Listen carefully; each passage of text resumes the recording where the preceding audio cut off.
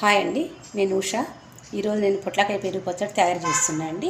దానికి కావాల్సింది ఒక పొట్లకాయ తీసుకున్నా అండి. ఇవి బాగా వాష్ చేసి పెట్టుకొని మంచిగా ముక్కలు కట్ చేసి ఉడికించి పెట్టుకోవాలండి. దానికి 1/2 kg పెరుగండి. ముక్కలు ఉడికినాయండి, స్టవ్ ఆఫ్ చేసుకుందాం. ముక్కలు ఉడికించినండి, చల్లారినాయి. ఇందులో పెరుగులో కలుపుదాం. పెరుగులో మనం పచ్చివే కలుపుకోవాలండి. తగినంత సాల్ట్, పచ్చిమిర్చి, కరివేపాకు, ఇది శొంఠి పొడి అండి. ఇది శొంఠి పొడి. ఇది తప్పకుండా వేయాలండి, టేస్ట్ బాగుంటుంది. ఇవన్నీ ఒకసారి కలుపుకుందామండి. ఇందులో పొట్లకాయలు వేస్తున్నాండి, ఉడికించి చల్లార్చిన పొట్లకాయలు.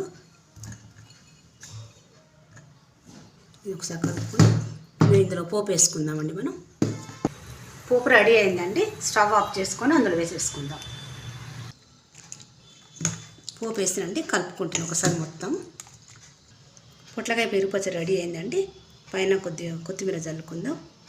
ఇది చాలా టేస్టీగా ఉంటుంది, బాగుంటుందండి. మీరు కూడా ఇంట్లో ట్రై చేయండి. మీకు నచ్చినట్టయితే లైక్ చేయండి, షేర్ చేయండి, సబ్స్క్రైబ్ చేయండి. థ్యాంక్ యూ అండి.